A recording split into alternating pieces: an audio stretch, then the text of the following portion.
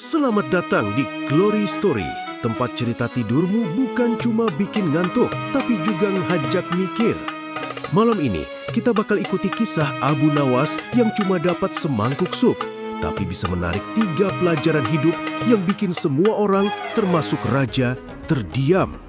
Tapi, pertanyaannya, kok bisa semangkuk sup bisa bikin kerajaan terdiam? Yuk, kita mulai dari awalnya. Pagi itu, udara Baghdad masih sejuk saat seekor burung merpati putih mendarat di jendela rumah kecil Abu Nawas. Di kakinya terganting gulungan kecil bersegel merah keemasan. Abu Nawas membuka perlahan dan membaca, alisnya terangkat. Undangan rahasia dari istana hanya ditujukan padaku. Disuruh datang tanpa penjelasan apapun. Abu Nawas tak langsung berangkat. Ia duduk sebentar di bawah pohon kurma di depan rumah, menatap surat itu sambil mengusap janggutnya. Biasanya kalau raja kirim undangan kayak gini, pasti ada jebakan atau teka-teki aneh. Tapi karena penasaran, ia tetap berangkat.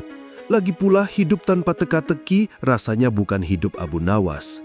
Sesampainya di istana, penjaga membawanya melewati lorong-lorong panjang hingga sampai di sebuah ruangan kecil. Tak ada singgasana, tak ada pelayan, hanya satu meja dengan semangkuk sup panas di atasnya. Silakan duduk, Abu Nawas. Suara dari balik tirai terdengar berat. Abu Nawas mengikuti perintah. Ia duduk menatap semangkuk sup itu dengan mata penuh pertanyaan. Apakah ini ujian atau makan siang atau jebakan? Kemudian suara dari balik tirai berkata, Abu Nawas, dalam semangkuk sup ini tersembunyi 3 pelajaran hidup. Jika kau bisa menjelaskannya, hadiah menantimu. Tapi jika gagal, konsekuensinya juga berat. Mata Abu Nawas menyipit. Ia menatap sup itu seolah sedang menatap sebuah teka-teki besar. Ia tak langsung menjawab, hanya tersenyum kecil. Baiklah, kalau cuma semangkuk sup, aku yakin ini bukan sekedar makan siang. Sambil menyeruput perlahan, Abu Nawas mulai berpikir. Sup itu harum, hangat, dan lembut. Tapi bukan soal rasa yang membuatnya berhenti. Ia melihat mangkuk itu, uapnya, dan apa yang tersembunyi di balik penyajiannya. Lalu ia berkata pelan, pelajaran pertama sudah jelas sekali. Tiba-tiba tirai terbuka sedikit. Tangan sang raja terlihat, tapi wajahnya belum. Ia tampak mencatat sesuatu. Teruskan, Abu Nawas. Abu Nawas hanya tersenyum lalu menatap mangkuk kosong setelah sendok terakhir. Ia menyeka mulutnya, menatap langit-langit ruangan dan bergumam. Pelajaran kedua sudah muncul, tapi yang ketiga, ini yang paling rumit. Tiba-tiba dari balik dinding terdengar bisik-bisik para penasihat. Mereka menyimak. Di belakang sana, raja juga menahan nafas. Semua menanti apa sebenarnya yang Abu Nawas temukan dari sup itu. Dan sebelum ia mengucapkan pelajaran ketiga, Abu Nawas justru berdiri dan membalikkan kursinya. Maaf yang mulia, aku tak bisa melanjutkan sebelum tahu satu hal yang sangat penting. Penonton pun dibuat penasaran. Kira-kira apa yang membuat Abu Nawas menahan pelajaran terakhir? Apakah ada rahasia tersembunyi di balik sup itu? Atau ada rencana tersembunyi dari raja? Jangan kemana-mana, lanjutkan ke bab 2 karena cerita ini baru mulai panas. Cuma di Glory Story, tempat cerita bikin kamu senyum sambil mikir. Bab 2. 3 rasa dalam satu mangkuk. Keheningan ruangan itu memekakan telinga. Semua orang menanti kelanjutan ucapan Abu Nawas. Namun ia berdiri dari kursinya, menatap raja di balik tirai dengan mata tajam dan serius. Yang mulia, ujar Abu Nawas pelan namun mantap. Sebelum saya mengungkap pelajaran terakhir, saya ingin bertanya, siapa yang membuat sup ini? Tirai bergoyang dan raja terlihat ragu untuk menjawab. Lalu, dari sisi ruangan, seorang koki tua dengan pakaian lusuh didorong masuk oleh 2 pengawal. Ia menunduk dalam-dalam, tampak gemetar. Saya, tuanku, saya yang membuat sup itu, ucap sang koki. Abu Nawas berjalan mendekat. Ia mengangguk pelan, lalu memandang sang raja. Ini penting, karena dari tangan dan hati pembuatnya, sebuah makanan bisa menyampaikan pesan atau tipu daya. Para penasihat saling berpandangan. Mereka tak mengerti arah pembicaraan Abu Nawas. Namun raja tampak mulai tertarik. Ia memberi isyarat agar koki itu tetap di tempat dan Abu Nawas melanjutkan. Pelajaran pertama dari semangkuk sup ini, kata Abu Nawas sambil mengangkat jari, adalah bahwa hal kecil bisa jadi sangat berarti ketika diberikan dengan sungguh-sungguh. Sup ini tidak mewah, tidak ada daging kambing atau rempah langka, tapi hangatnya menyentuh. Artinya, niat bisa terasa meski dalam sajian yang sederhana. Raja mengangguk kecil. Para penasihat pun mulai mencatat. Lalu pelajaran kedua, lanjut Abu Nawas. Saat aku menyeruputnya, aku merasakan ada 3 rasa, asin, manis, dan pahit. Aku bertanya-tanya, kenapa rasa sup ini tidak konsisten? Tapi kemudian aku sadar, hidup pun seperti itu, penuh rasa yang bercampur, tak bisa dinikmati kalau hanya menginginkan satu saja. Kadang pahit yang kita benci justru membuat rasa manis lebih terasa. Ruangan mulai senyap. Bahkan penjaga di sudut pintu mulai terlihat termenung. Ucapan Abu Nawas menyentuh sisi paling dalam dari hati mereka. Namun sebelum mengungkap pelajaran ketiga, Abu Nawas mendekati sang raja yang masih di balik tirai. Ia berkata pelan, "Yang mulia, pelajaran terakhir bukan berasal dari supnya, tapi dari situasi ini." Raja membuka tirai sepenuhnya, memperlihatkan wajahnya yang penuh rasa ingin tahu. "Apa maksudmu, Abu Nawas?" Abu Nawas menatap raja dalam-dalam. Pelajaran ketiga adalah tak semua hal harus dijelaskan dengan kata-kata. Kadang diam, menunggu dan merasakan justru lebih dalam daripada 1000 penjelasan. Tiba-tiba raja tertawa pelan, lalu keras. Semua penasihat bingung. Tapi sang raja berdiri, menepuk tangan Abu Nawas. "Benar, kau lulus ujian ini. Semangkuk sup ini memang sederhana, tapi makna di baliknya adalah ujian kebijaksanaan." Abu Nawas menunduk hormat. Tapi sebelum meninggalkan ruangan, ia mendekati sang koki tua dan berkata, "Terima kasih atas rasa jujur yang kau berikan di sup ini. Banyak orang memasak untuk pujian, tapi kau memasak dengan hati. Dan itu yang membuat semuanya masuk akal." Koki tua itu menangis pelan. Ia belum pernah dihargai seperti itu seumur hidupnya. Namun, ketika Abu Nawas melangkah ke pintu, sang raja memanggilnya sekali lagi. "Tunggu Abu Nawas, hadiahmu bukan sekedar emas atau kain sutra. Aku ingin kau tetap di istana, bukan sebagai penasehat, namun sebagai pemberi pelajaran diam." Abu Nawas tertawa ringan. "Wah, itu pekerjaan paling sulit yang mulia, tapi aku akan pikirkan." Tapi ternyata cerita belum selesai. Malamnya, ketika Abu Nawas pulang, ia menemukan mangkuk yang sama di atas meja rumahnya. Di dalamnya ada surat dan sebuah kunci emas kecil. Lalu, siapa yang mengirimnya? Apa isi surat itu? Dan kunci emas itu membuka apa? Lanjut ke bab 3, karena kejutan baru saja dimulai.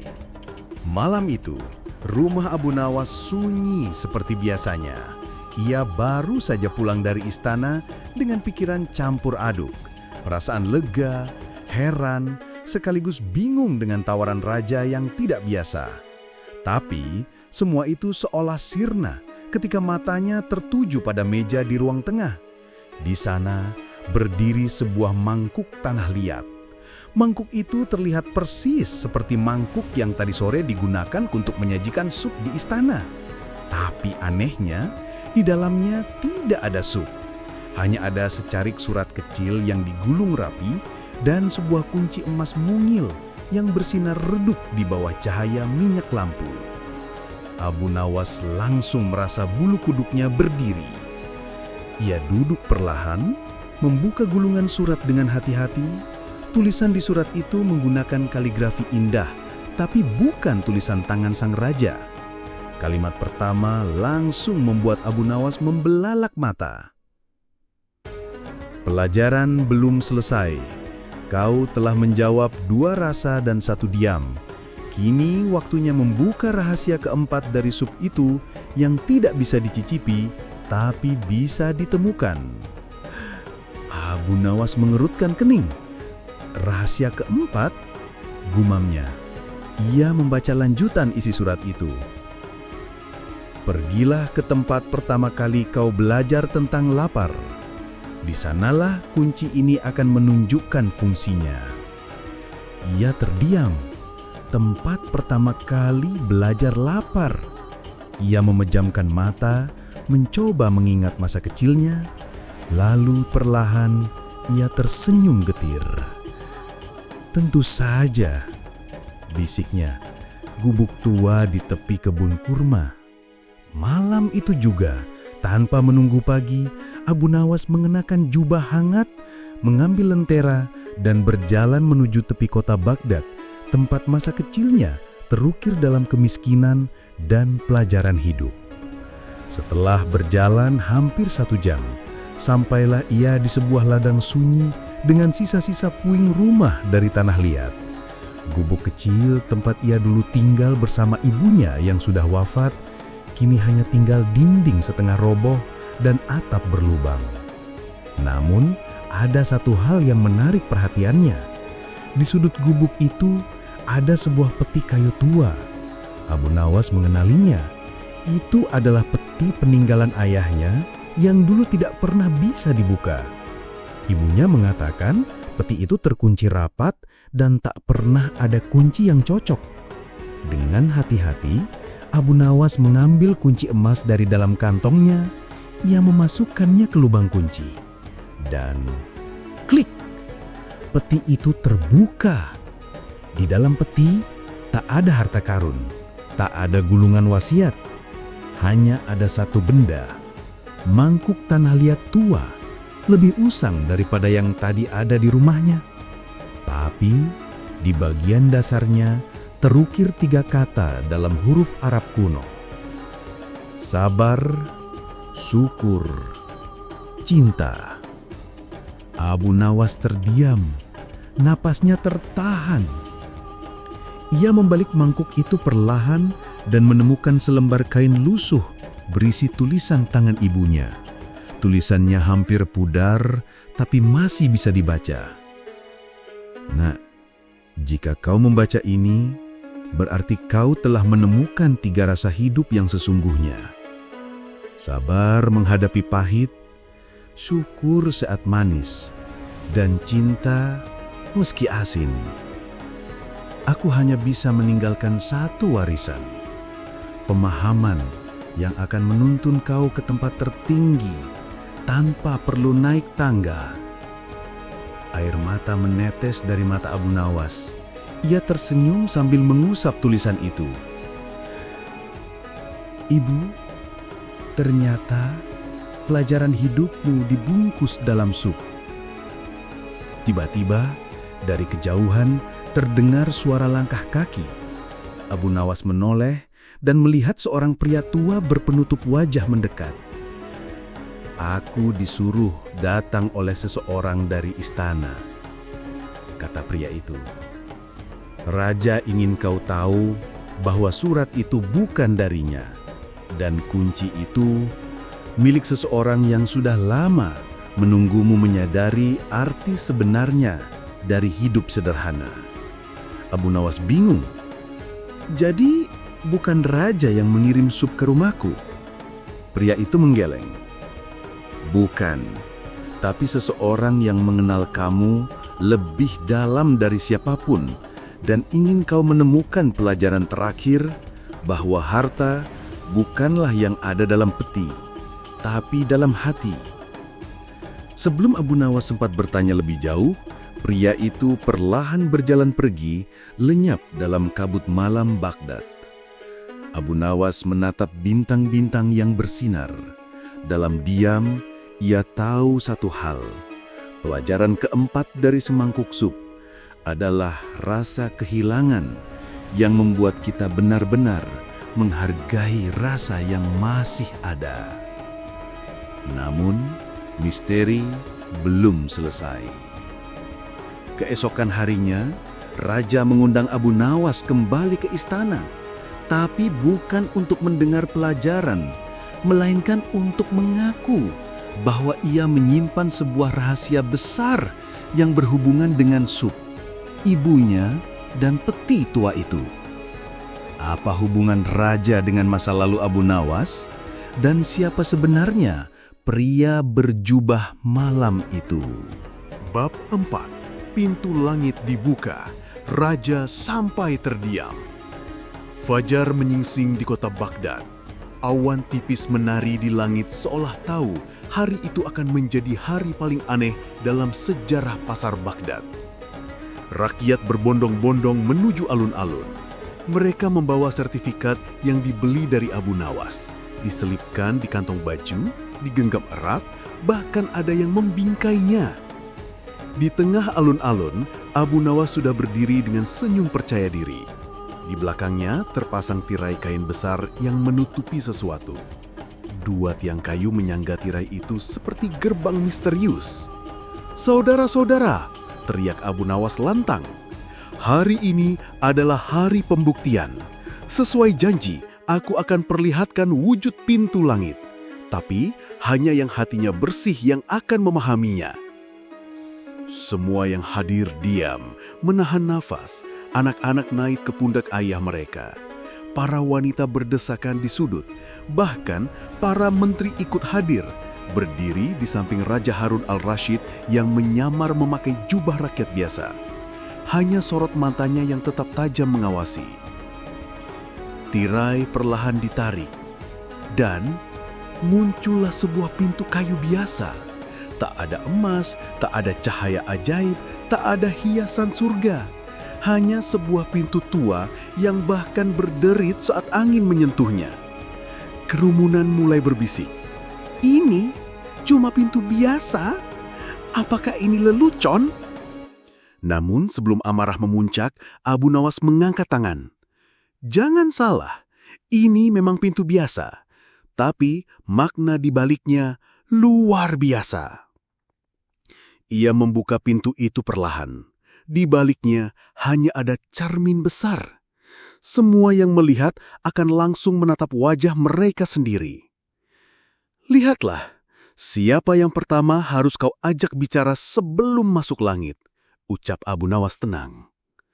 Orang-orang mulai terdiam, takjub, bingung. Namun satu persatu mereka tersentuh. Ada yang menunduk, ada yang meneteskan air mata, dan ada yang tersenyum getir melihat bayangan dirinya sendiri. Raja Harun al-Rashid mendekat, berdiri di depan pintu itu. Ia menatap cermin lama, lalu berkata pelan, "Ini lebih dari sekedar pintu. Ini cermin hati manusia." Abu Nawas menunduk hormat. "Paduka bijak, pintu langit bukan untuk dijual, tapi disadarkan. Dan setiap orang sudah memilikinya di dalam diri kalau mereka mau jujur pada diri sendiri." Rakyat bersorak, tapi bukan sorak tawa atau ejekan, melainkan sorak kagum dan hormat. Mereka paham Abu Nawas tidak menjual surga, ia menjual kesadaran. Namun, tidak semua puas. Menteri Malik mendekat dan berkata dengan nada sinis, "Lalu uang rakyat bagaimana? Mereka membayar untuk ini?" Abu Nawas tersenyum. Ia mengangkat sebuah kotak kayu. "Semua dinar yang kalian bayarkan, hari ini akan dikembalikan kepada rakyat yang membutuhkan, karena surga tak bisa dibeli, tapi bisa diperjuangkan dengan kebaikan."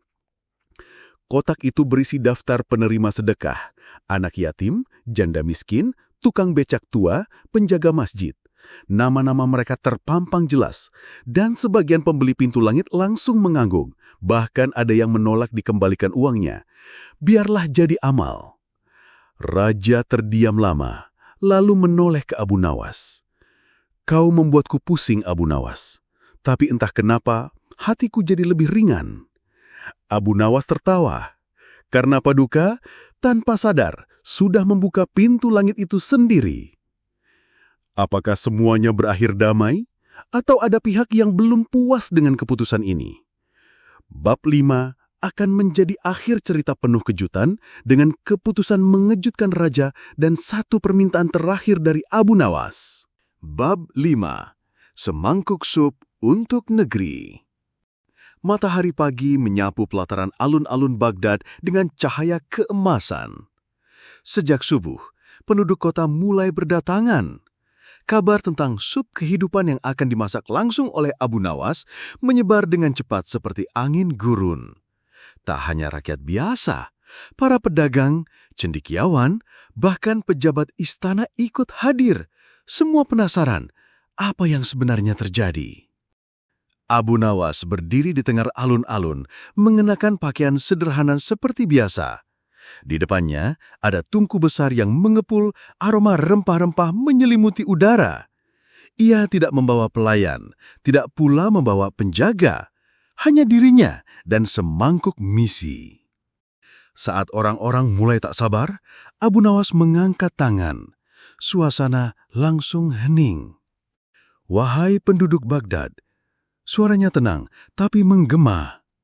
"Hari ini, aku tidak akan memberi ceramah. Tidak akan menghibur kalian dengan kelicikan atau teka-teki. Hari ini, aku hanya ingin membagikan rasa." Beberapa orang mulai berbisik. "Apa maksudnya?" tanya seorang ibu sambil menggandeng anaknya. "Semangkuk sup ini," lanjut Abu Nawas sambil menunjuk ke panci besar, "bukan hanya berisi air, daging dan rempah-rempah, tapi juga pahitnya perjuangan, manisnya harapan, dan asinnya pengalaman hidup. Aku ingin kalian merasakannya, karena itulah hidup kita." Satu persatu, penduduk mulai mengambil semangkuk sup. Saat mereka mencicipinya, ekspresi mereka berubah. Ada yang menitikkan air mata, ada yang tertawa kecil, dan tak sedikit yang hanya terdiam sambil menatap langit. Seorang anak kecil bertanya polos, "Abu Nawas, kenapa rasanya nggak seperti sup biasa?" Abu Nawas tersenyum, "Karena bukan lidahmu yang mengecap, tapi hatimu yang merasakannya." Di tengah keramaian, seorang pria tua yang berpakaian sederhana mendekat dengan langkah pelan. Abu Nawas mengenalnya. Ia adalah penjaga perpustakaan tua di pinggiran kota. Tapi pria itu menatapnya dengan mata tajam. "Wahai Abu Nawas," katanya dengan suara gemetar, "sup ini mengingatkanku pada seseorang yang pernah mengajari arti hidup lewat rasa. Namanya Maria. Dia seorang pelayan istana dahulu. Kau mengenalnya?" Abu Nawas tertegun. Ia menatap pria itu dalam-dalam. "Aku mengenalnya. Lebih dari siapapun, dia adalah ibuku." Pria tua itu tersenyum lebar. "Aku saudara jauhnya. Kami terpisah karena perang, tapi aku tahu suatu hari anaknya akan tumbuh menjadi sosok yang menghidupkan kembali pelajaran lama lewat cara yang tak biasa."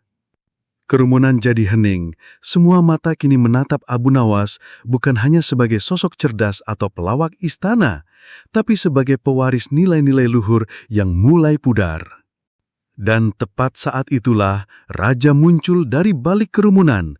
Ia tidak membawa pengawal, ia tidak mengenakan mahkota, hanya jubah tipis dan wajah yang tenang. "Rakyatku, hari ini aku belajar sesuatu dari Abu Nawas. Ternyata, seorang pemimpin tidak selalu harus memerintah dari atas tahta. Kadang, ia harus duduk bersama rakyat dan menyeruput rasa yang sama." Lalu, raja mengambil semangkuk sup, duduk di bangku kayu bersama rakyat dan menyeruput perlahan. Suasana menjadi hangat. Tidak ada raja, tidak ada pengemis. Semua sama, manusia yang belajar dari rasa. Tiba-tiba, dari kejauhan, terdengar suara derap kaki kuda dan teriakan panik. Seorang utusan datang tergesa-gesa dan berlutut di hadapan raja. "Tuanku, utusan dari negeri seberang datang membawa hadiah. Mereka mengira Baghdad akan menyerang karena laporan mata-mata mereka melihat persiapan besar di alun-alun." Raja dan Abu Nawas saling pandang. Mereka serentak tertawa. "Lihatlah, hanya karena satu panci sup, negeri lain mengira kita akan berperang," ucap Abu Nawas sambil terpingkal. Raja mengangguk. "Mungkin inilah pelajaran keempat yang kau warisi dari ibumu, Abu Nawas. Rasa damai bisa jadi lebih kuat dari gemuruh senjata." Hari itu, Baghdad tidak hanya kenyang oleh semangkuk sup, tapi juga rasa yang jarang mereka temukan, rasa saling memahami. Malam pun tiba. Di beranda rumahnya, Abu Nawas duduk sendiri memandang bintang-bintang. Di tangannya ada surat terakhir dari ibunya yang telah ia simpan kembali. Ia membaca ulang kalimat terakhirnya. "Jika hidup memberimu rasa, bagikanlah sebelum waktu mengambilnya kembali." Abu Nawas tersenyum. Ia tahu perjalanannya belum berakhir, tapi hari ini ia telah membagikan sesuatu yang lebih penting daripada sekedar tawa. Ia telah membagikan makna. Terima kasih sudah mengikuti kisah ini bersama Glory Story. Semoga semangkuk cerita ini memberi rasa hangat di hati dan pikiran untuk direnungkan. Kalau kamu merasa cerita ini menyentuh, jangan lupa bagikan. Benel subscribe dan nyalakan loncengnya, karena kisah berikutnya bisa jadi lebih menggugah dari yang kamu kira. Sampai jumpa di cerita selanjutnya, hanya di Glory Story, tempat rasa bertemu makna.